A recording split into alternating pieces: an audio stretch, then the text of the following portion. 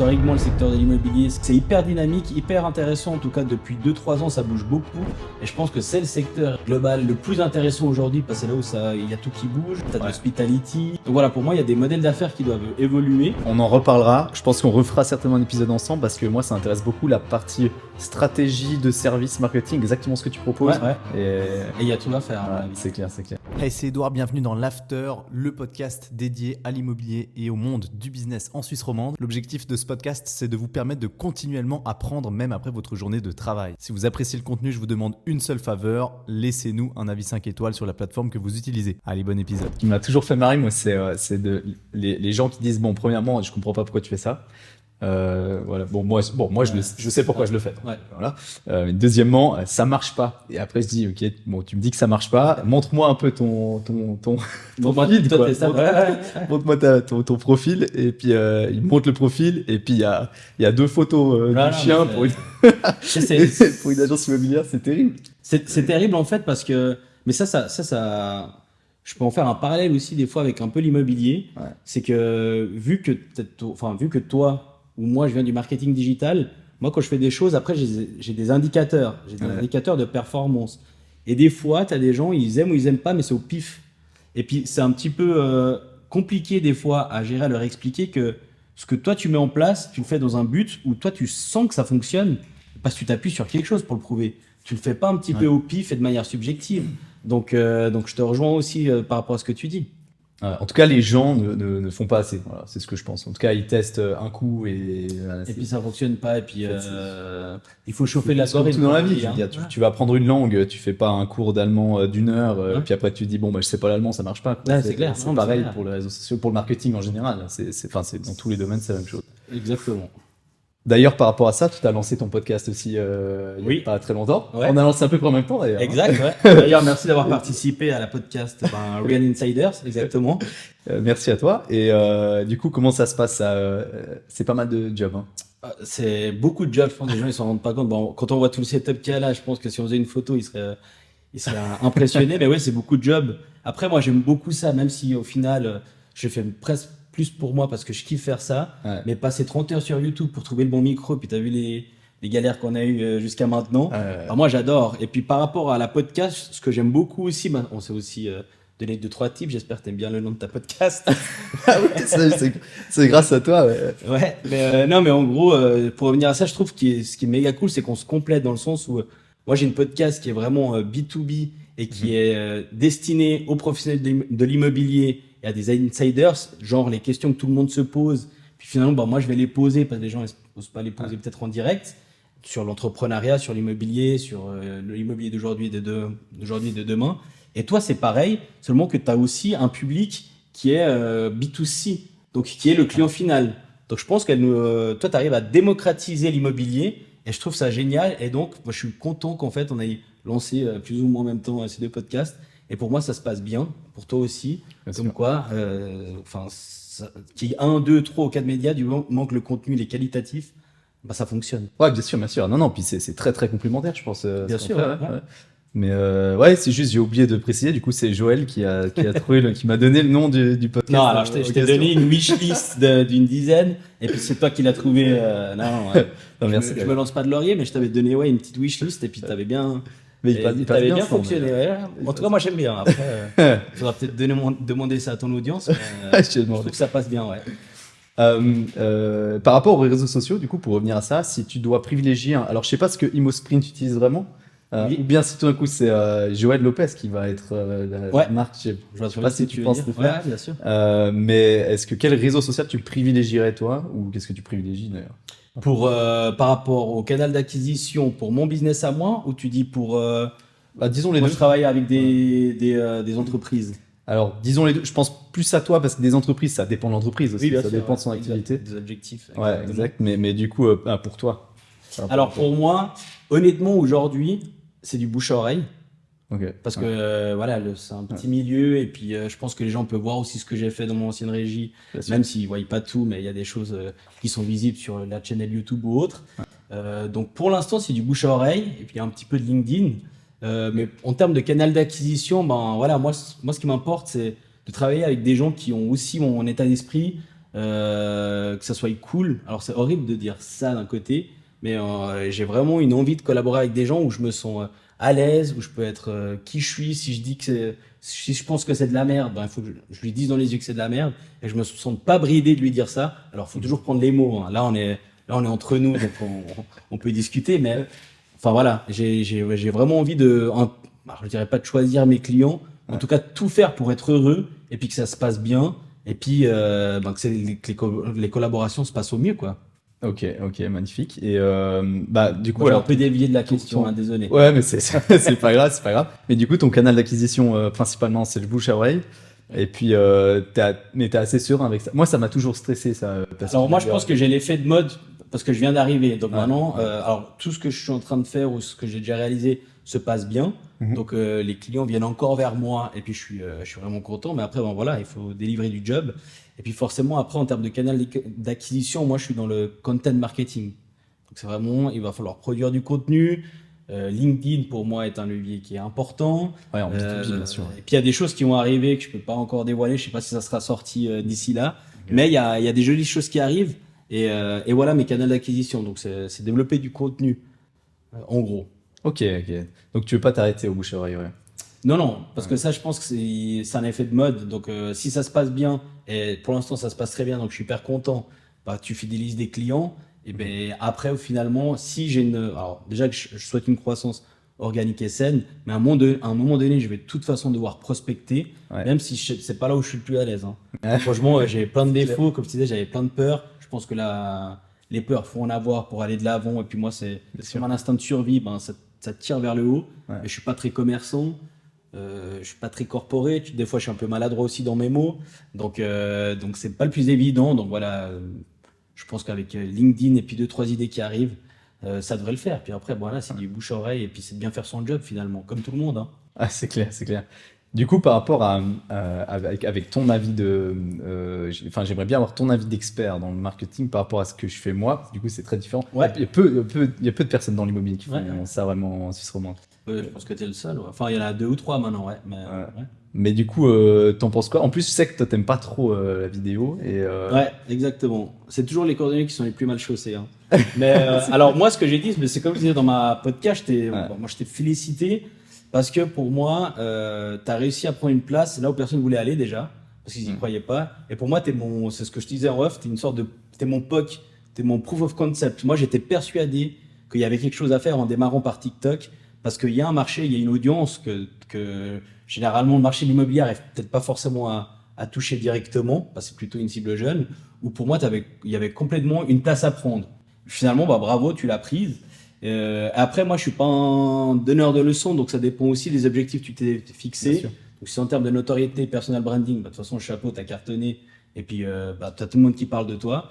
Et puis après, bah, si je devais donner un conseil, mais ça, c'est pas par rapport à toi, mais c'est souvent la limite entre pas un leader d'opinion, mais quelqu'un qui est vu sur les réseaux sociaux et qui propose du contenu pertinent et un influenceur, comme on le dit, c'est de pas tomber dans la case du dropshipping où finalement, bah, tu as beaucoup de notoriété, tu prends vite beaucoup d'argent, mais à long terme, tu es grillé et du coup, ça sert à rien. Donc ça, c'est une sorte de conseil, même si tu le fais pas, mais c'est quelque chose qu'il faut avoir en tête.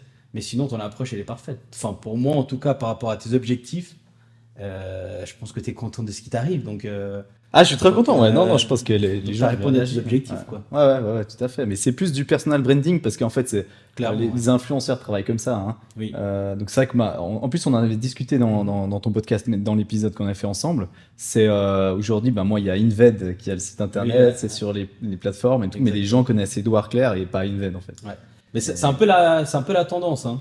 Bah, tu regardes, quand tu regardes Jeff Bezos, Elon Musk, bon là je vais loin, hein, mais c'est souvent ces gens-là incarnent leur marque et tu suis plus la personne que la société. Et je pense que toi, tu rentres concrètement dans cette case où les gens ils suivent Edouard Claire. Mais c'est aussi lié au marché qui change. Parce qu'aujourd'hui, des pubs ultra corporate, chiantes et lisses, ça fonctionne toujours. Faut pas dire que ça fonctionne pas parce que c'est pas vrai. Par contre, je pense que les gens, en tout cas sur les réseaux sociaux, ils sont en recherche de fraîcheur, d'authenticité, de briser une glace finalement, ou une vitre, comme tu veux.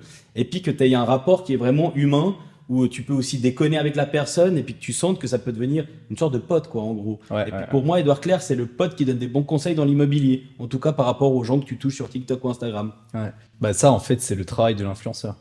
Et d'ailleurs, les influenceurs, souvent, ils ont et les influenceurs qui fonctionnent bien, oui, ils ont des business et souvent des gros business, et les gens savent même pas. Ouais, en fait, ils sont abonnés à Logan Paul, on en a parlé en plus, mais ils savent pas ce qu'il fait. Et en fait, le gars, il vend des boissons énergétiques partout dans le monde. Des NFT, il fait tout. Hein. Exactement. Non, c'est intéressant. Clairement. Aujourd'hui, c'est quoi une journée standard pour toi? J'en ai une journée type? Ouais, non, j'en ai pas. Ouais, je pensais. J'en ai pas. La seule chose que je sais, c'est que j'ai plus trop de week-ends. Ouais. Donc mes journées, c'est du 7 jours sur 7. Mais je suis hyper content avec ça. Ouais. Donc je suis hyper motivé et tout. Mais j'ai pas de journée concrète, à part le fait que tu dois lire tes mails tous les jours. Sinon, j'ai plusieurs projets. Ce que j'aime bien, c'est que justement, comme je suis couteau suisse, je fais pas mal de choses. Là, on est sur la production de vidéos. Je fais le community management. Je suis sur du développement de produits avec la remontée d'énergie. Donc voilà, je touche à plein de points et plein de secteurs du marketing et de la com. Et du coup, j'adore. Donc, j'ai aucune journée qui se ressemble aujourd'hui. Bon, magnifique, tant mieux pour toi. Merci beaucoup. Je te souhaite que ça dure. Mais c'est quoi le plus compliqué aujourd'hui dans ton business chez ImmoSprint maintenant? Alors, le plus compliqué aujourd'hui, je dirais que c'est que tu zigzags beaucoup. Dans le sens où il y a beaucoup d'intervenants. Et je te donne un cas de figure, quand tu veux faire valider quelque chose, généralement, tu as plusieurs personnes qui donnent leur avis. Et des fois, c'est subjectif. Alors que toi, tu as réfléchi à leur créer un projet qui sert leurs objectifs. Ouais. Mais ils ont quand même l'avis subjectif et qui souvent est pertinent. Ouais. Mais des fois, ça peut te desservir tout ce que toi, tu as mis en place.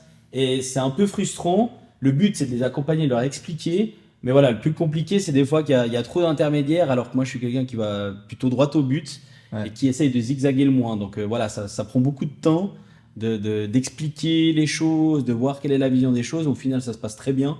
Mais voilà, c'est ce zigzag-là, finalement, entre les différents intermédiaires d'un projet. Ouais, c'est souvent le problème. Puis bon, l'immobilier, c'est un domaine assez lent en plus. Tout est assez lent. Par définition, l'immobilier, c'est immobile. Hein. Même si pour moi, c'est une connerie parce que c'est justement là où il y a le plus de gens il y a le plus de vivants, finalement, c'est dans un immeuble. Et que les locataires sont une source infinie de business plan, entre guillemets, si je peux m'exprimer ainsi. Ouais. Donc voilà. Mais ça m'étonne pas ce que tu dis, parce que c'est vrai que c'est souvent le problème qu'on a. Enfin, l'immobilier, c'est un domaine qui a beaucoup d'inertie de toute façon dans tout ce qu'on fait. D'ailleurs, on voit quand on rajoute des lois, des restrictions, des choses, il y a tout qui bouge très très très lentement. Et puis ça m'étonne pas qu'en marketing c'est la même chose. Ça m'étonne pas. Justement, ça dépend du profil des gens que tu as en face. Ouais. Moi, j'en ai un là que je viens de signer, il est génial parce qu'il me fait confiance. C'est entre guillemets tapis rouge, mais quand je dis tapis rouge, je fais des présentations. Après, il me dit go. Et puis, tu en as d'autres où il faut valider en gros chaque virgule. Ça te prend beaucoup de temps. Et puis, au final, c'est même pas très pertinent parce qu'on pourrait mettre notre énergie ailleurs. Donc, voilà, c'est aussi une question de profil et de cas par cas. Et puis, tout est une question de nuance finalement. Mais ça dépend de la taille de l'agence ou de la régie, ça? Non. Même pas forcément? Non. Ok, d'accord. Non. On dit souvent les gros bateaux. C'est une question de profil. Plus qu'autre chose. Alors moi j'ai souvent le problème par contre en podcast par exemple, c'est pas du marketing directement, mais alors avec faire un épisode avec les gros bateaux justement, ça c'est compliqué ça, parce que pour les autorisations, ça prend du temps. Alors ça clairement, si tu vas aller toucher, je sais pas pour dire un Constantin ou un Bernard Nico, je pense qu'il faut prendre du temps pour essayer de les convaincre de le faire. Alors pour d'autres c'est naturel et puis ils y vont. C'est une question de mindset aussi et de sentir le truc quoi. Bien sûr. C'est quoi les objectifs du coup de l'agence pour à court, moyen, long terme? Alors à court et moyen terme, c'est avoir une croissance organique. Et puis à long terme, c'est de continuer ainsi et puis essayer de développer du produit aussi. Parce que faire que du service, c'est bien, mais au bout d'un moment, je pense que c'est aussi intéressant d'amener du produit. Parce que je pense que l'immobilier bouge beaucoup, c'est quelque chose qui me plaît. Et puis dans le cas de toutes les réflexions que je mène par rapport à des idées que j'ai, je pense qu'à un moment donné, il y a aussi du produit qui va sortir. Ok, tu as déjà une idée du... J'ai 2-3 idées, mais je peux pas... je mène 2-3 analyses là où j'aimerais bien que ça se fasse. Mais c'est en tout cas pas pour 2023, passer des grosses discussions. Comment est-ce que tu vois l'évolution future du marketing immobilier? Parce que comme on l'a dit, bon, d'un point de vue communication, il y a des nouveaux acteurs qui changent le marché immobilier. Hein. Les PropTech qui arrivent, elles font bouger le marché immobilier. Peut-être pas d'un point de vue communication, parce qu'on utilise tous les mêmes canaux, on n'a pas vraiment le choix. Ouais, c'est clair. C'est qu'une question de budget. Ouais. D'un point de vue stratégie, marketing immobilier, donc tu penses qu'on sera plutôt dans un système, ces PropTech-là, elles vont très vite grossir, très vite avoir beaucoup de visibilité, et du coup, très vite aussi créer d'autres services qui viennent compléter ces services, comme on l'a dit avant, hein, un peu la tour d'araignée. Ouais, alors c'est de nouveau c'est une question au cas par cas de stratégie parce que t'en as qui essaient de grossir mais qui arrivent pas. Hein. Ce que je dis, moi je connais pas les chiffres derrière, donc tu sais pas si ça fonctionne ou pas. Donc c'est toute une question de construire quelque chose qui fonctionne. Donc le marketing, enfin pour moi le marketing ou l'immobilier en tout cas de demain, puis là il y a deux choses à prendre en compte. C'est que pour moi, il y aura de plus en plus de monde, des profils de marketing ou de consultants qui seront proches du board ou proches de la direction, si c'est pas déjà le cas, ou au cœur de ces entreprises. En tout cas, pour les moyennes et grosses entreprises, voire les très grosses, les petites non, parce que voilà, tu es dans des marchés de niche, tu fais un petit peu de gérance, etc. Même bien qu'il faut aussi savoir communiquer, pas c'est indispensable. Mais il y aura de plus en plus de ce profil. Et puis ensuite, il y a d'autres points, c'est que pour moi, il faut qu'on continue cette digitalisation. Il y a un point aussi très important, et puis là, je mène une étude, mais je pourrais en discuter après. C'est que pour moi, et ça j'ai trouvé dramatique quand je suis arrivé dans l'immobilier, c'est que les régies immobilières, elles ont accepté de subir leur image. Comme un peu les services quand tu regardes l'article, tu regardes des articles dans la presse, j'ai récolté 2 ou 3, t'as vraiment une mauvaise, malheureusement, malgré une mauvaise image des régies immobilières, un peu comme les services de télécommunication, Orange, Salt, services après-vente, excuse-moi. Et pour moi, il faut plus le subir, ça. Pour moi, une marque, une régie immobilière, ça peut être une marque aimée. Ça peut être ce qu'on appelle une like brand, pas une love brand, parce que là, tu es dans du coca, et puis c'est une autre dimension. Ouais. Et puis, il y a plein de choses pour pouvoir le faire, je sais comment le faire. Et puis, il faut vraiment qu'elle prenne ce pas, parce que je trouve que c'est dommage. Parce que finalement, dedans, c'est des humains qui sont géniaux, parce que les gens qui font l'immobilier sont des gens extraordinaires. Parce que tu as souvent des jolies marques, c'est des gens typiquement qui sont en contact direct toujours avec l'humain, qui essaient de comprendre finalement, par exemple, ton locataire, même si des fois ça peut se passer bien ou mal. Et de l'autre côté, ils ont aussi le propriétaire. Donc voilà, les régies aujourd'hui, je trouve malheureusement subissent un petit peu leur image, pas toutes, et puis qu'il y a encore beaucoup de choses à construire par rapport à ça. Et puis vas-y, excuse-moi. Je pense que non, mais je m'emballe après, je vais dans mes visions, mes convictions. Et je vais pas non plus froisser trop de gens quand je dis ça, mais je pense que c'est vraiment travailler l'image de marque d'entreprise et la marque employeur, c'est très important. Moi, par rapport à ça, j'ai aussi mon idée, c'est que l'image, elle a été un peu salie de l'immobilier en général. C'est pas que les régies immobilières, à mon sens. Hein, c'est tout le domaine immobilier parce qu'il y a eu trop d'excès. Et puis parce que aussi, je pense que malheureusement, vu que la porte est trop ouverte, je suis pour ouvrir les portes, mais la porte est trop ouverte et la formation est pas obligatoire, est vraiment pas obligatoire. Et du coup, on a vraiment passablement de charlatans qui viennent à très court terme travailler dans l'immobilier pour ramasser le plus vite possible du pognon et ensuite ils disparaissent. Et ça, malheureusement, ça détruit en tout cas, ça aide pas. Et puis aussi du point de vue du locataire, parce qu'un locataire qui paye finalement son loyer, surtout c'est un des plus gros budgets dans ton salaire. Bien sûr. Ouais. Des fois, il peut avoir une image plutôt négative lorsqu'il a reçu son appartement parce qu'il y a quelque chose qui fonctionne pas. Et puis du coup, forcément, il se plaigne envers la régie. Mais la régie, des fois, c'est pas elle qui fait les choix. Hein. Bien sûr. Elle dépend aussi de certaines contraintes. Bien sûr. Donc voilà, je pense qu'on peut globalement améliorer l'image des régies immobilières. Et globalement du secteur immobilier. Ouais, je vais essayer de l'améliorer aussi par les réseaux. Travailler ensemble là-dessus. Qu'est-ce que tu conseillerais pour une agence immobilière ou un professionnel de l'immobilier plutôt pour son marketing maintenant, disons il veut se lancer, par exemple. Donc, à part prendre contact avec ImmoSprint pour faire un consulting. Un petit peu de sa com, qu'est-ce que tu dis? C'est quoi la première étape en fait? Alors pour moi, si tu es un professionnel de l'immobilier, déjà il faut se former. Tu as l'ASVIT, tu as l'USPI aussi. Pour moi, aujourd'hui, un cadre où tous les collaborateurs qui sont dans le milieu de l'immobilier, aujourd'hui, ils doivent avoir connaissance des outils à leur disposition. Parce que généralement, le format classique par exemple, d'un assistant ou d'un collaborateur dans l'immobilier, c'est j'ai un bien loué, bim, portail immobilier. ce qui fait complètement sens parce que généralement ça suffit. Par contre, il y a d'autres outils maintenant qui fonctionnent. Donc si je devais conseiller aujourd'hui des nouveaux qui veulent se lancer, c'est déjà se former en tout cas à minima dans le marketing immobilier et dans les techniques de communication. Et puis voilà, pour moi c'est le point clé finalement, c'est de se former, toujours être à jour des tendances parce que ça va vite. Ça va très vite. Et puis il faut être au courant de ce qui se passe finalement. Ok, d'accord. Voilà. Est-ce qu'il y a une question que j'ai oublié de te poser dans tout ça? Non, pas spécialement. Alors il y avait, on en discutait avant et puis je me suis coupé. C'est plutôt de se dire quelle est la régie immobilière d'aujourd'hui et puis celle de demain. Ouais. Et puis pour moi, je trouve que tout se passe plutôt bien, mais je vois certains voyants qui sont en train de passer à l'orange. Parce que quand on parle de digitalisation, c'est hyper positif, mais ça implique aussi certaines contraintes. Elles subissent aussi sur leur image.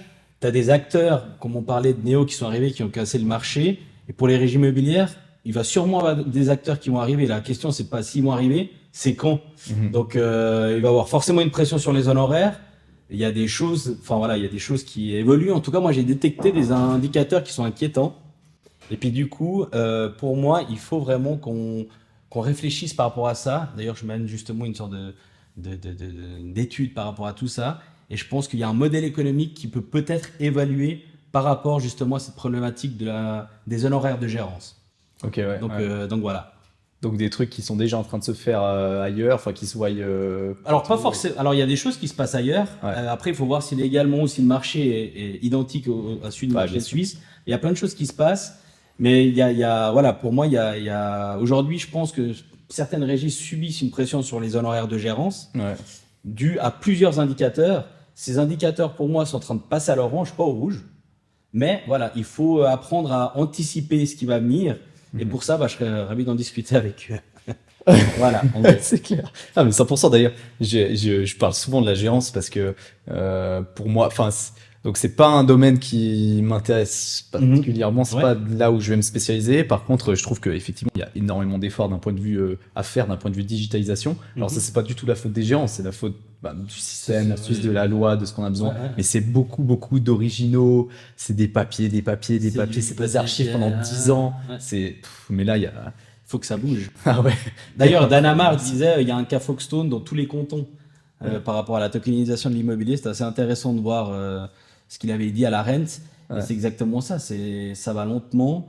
C'est du digital. Historiquement, le secteur de l'immobilier, c'est celui qui a le moins bougé par rapport à d'autres secteurs.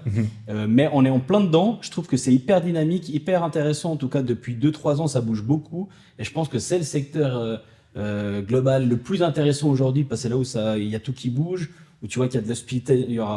Ton lieu de vie va aussi changer à mon avis. Tu as de l'hospitality. Donc, ça sera plus un service hôtelier. Il va falloir ramener du service. Donc, voilà, pour moi, il y a des modèles d'affaires qui doivent évoluer. En tout cas, c'est une idée que j'ai. Je dis pas que c'est la solution, mais en tout cas, je serais intéressé d'en discuter parce que je pense qu'il y a, il y a une étude à mener par rapport à ça. Ah ouais. On en reparlera. Je pense qu'on refera certainement un épisode ensemble parce que moi, ça m'intéresse beaucoup la partie stratégie de service marketing, exactement ce que tu proposes. Je pense qu'il y a énormément de choses à faire dans l'immobilier. Il y a 2-3 trucs. C'est un domaine hyper varié et il y a tout à faire. C'est clair.